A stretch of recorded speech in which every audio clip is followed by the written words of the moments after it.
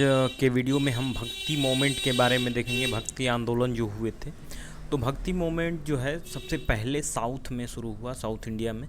और इनके दो सेक्ट्स थे, एक था नयनार और एक था अलवार। नयनार जो थे वो शिव के उपासक थे और अलवार जो थे वैष्णव के थे।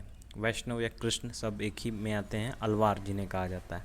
तो नयनार और अलवार में डिफ्रेंशिएट करने के लिए आप, नयनार का मतलब नयन है इसमें, तो यानी शिव के तीसरी नयन होती है। अलवार से आप दूसरा वाला वैष्णव वाला याद रखेंगे। नयनार में कुल 63 संत थे, अलवार में 12 थे। सम नयनार सेंट्स देख लेते हैं, जैसे सुंदर मूर्ति, मणिग्वाचर, तिरुज्ञान सबंदर, नाम्बी अडार नाम्बी। इनकी रचना थी तिरुमुंडे और तिरुपाडियम। अलवार सेंट्स है जैसे मधुर कवि, कुलशेखर, नम्मालवार, अंडाल। अलवार में अंडाल जो है फीमेल थी, आप याद रखिएगा, भक्ति मोमेंट में फीमेल्स भी थी। ये अलवार सेंट थी। भक्ति मोमेंट महाराष्ट्र में जो था उसका सेंटर जो था वो पंढरपुर था। ये कृष्ण के बिठुआ रूप को पूजा करते थे इनकी। और इनके कुछ संत हैं जैसे कि नामदेव, ज्ञानदेव, एकनाथ, तुकाराम, रामदास। ये चारों जो थे बटकरी थे और रामदास जो थे ये धरकरी थे। ये शिव जी के गुरु भी माने जाते हैं, रामदास। अब एक क्वेश्चन है यहाँ, हम लोग देख लेते हैं। Consider the following statement regarding bhakti saint. Chaitanya, a Bengal reformer, believed that a devotee can feel the presence of God through song and dance and love and devotion. ठीक है। Tukaram was a bhakti saint of Assam whose poetry was devoted to Vitthal और Vithoba, an avatar of Hindu god Vishnu. तो यहाँ एक गलती हुई है कि ये आसाम से नहीं थे, ये महाराष्ट्र से। मैंने दिखाया आपको कि ये महाराष्ट्र से थे तुकाराम। तो यहाँ आप महाराष्ट्र सही कर लें, पहला स्टेटमेंट बिल्कुल सही है। तो इसका आंसर 1 होगा। और 2 में ये आसाम लिखा है, ये गलत है यहाँ। अब लिख लेते हैं रामानुजाचार्य जो थे, ये इनके बारे में। इनका जो सेंटर था वो अपना सेंटर काशी को बनाए।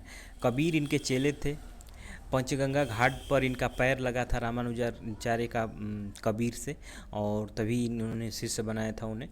कुछ इनके शिष्य थे जैसे रविदास थे, कबीर थे, सेना थे, धन्य थे। तो रविदास चरबकार थे, कबीर जुलाहा थे, सेना जो थी नाई थी, और धन्य जो थे कसाई थे। ठीक है। इनकी जो आइडियोलॉजी थी वो थी विशिष्टाद्वैत। इनकी जो रामानुजाचार्य की आइडियोलॉजी थी वो थी विशिष्टाद्वैत, याद रखिएगा। इन गुरु नानक देव भी इसमें हम लोग देख लेते हैं थोड़ा बहुत। तो इनका बर्थ प्लेस जो है तलवंडी है। जाति इनकी खत्री थी, बाबर के समय थे ये। ये अपने शिष्यों को सिख कहते थे, तो इनके शिष्यों ने धर्म चला दिया, एक सिख धर्म चला दिया। चैतन्य जो थे ये बंगाल में थे, नडिया बंगाल में। ये विष्णु भक्त थे।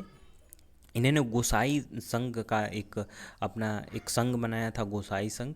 और इनकी जो फिलॉसफी थी वो थी अचिंत्य भेदा भेद। याद रखिएगा आप, इनकी फिलॉसफी थी अचिंत्य भेदा भेद। निम्बार्काचार्य जो थे, इन्होंने अद्वैत और द्वैत को मिला दिया था, और इन्होंने द्वैताद्वैत बना दिया था। इनकी फिलॉसफी जो थी वो थी द्वैताद्वैत। सनक संप्रदाय की स्थापना इन्होंने की थी निम्बार्काचार्य ने, और इन्हीं को सुदर्शन चक्र का अवतार भी कहा जाता है। निम्बार्काचार्य को सुदर्शन चक्र का अवतार कहा जाता है। अगले हैं माधवाचार्य। इन्होंने बताया था कि सब भगवान एक हैं। ब्रह्म संप्रदाय इन्होंने बनाया था, और इनकी आइडियोलॉजी थी वो थी द्वैतावाद थी माधवाचार्य की आइडियोलॉजी। अगले जो हुए भक्ति सेंट हैं सूरदास। इनको पुष्टि मार्ग का जहाज कहा जाता है सूरदास को। अगले हैं वल्लभाचार्य, और इनकी आइडियोलॉजी जो थी वो थी शुद्ध अद्वैतावाद। और इनके जो ईश्वर थे वो थे श्रीनाथ थे, ये श्रीनाथ की पूजा करते हैं। तुलसीदास के बारे में देख लेते हैं। ये अकबर के समय थे। ये राम कृष्ण सबकी पूजा करते थे। इन्होंने रामचरितमानस 1575 में लिखा था। ये अवधी भाषा में लिखा गया है, और इसके भाग को कांड कहते हैं। रामचरितमानस में 7 कांड है। रामचरितमानस जो है ये बनारस में 80 घाट पे बैठकर इन्होंने लिखा था, और कुछ तुलसी मंदिर है वहाँ पे। फिर संकट मोचन है वहाँ, ये काफ़ी प्रचलित थे, वहीं बैठकर इन्होंने लिखा था। तो उनकी कुछ रचनाएं हैं जैसे ये। और रामचरितमानस के मैं कांड बता रहा था कि 7 कांड है।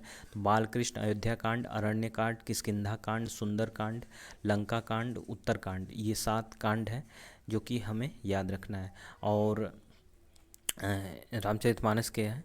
और इनकी कुछ रचनाएं हैं जैसे कवितावली, गीतावली, जानकी मंगल, पार्वती मंगल, विनय पत्रिका, दोहावली, रामलला, नरछू, ये कुछ इनकी रचनाएं हैं। तो आप इसे याद रखेंगे बिल्कुल, ठीक है।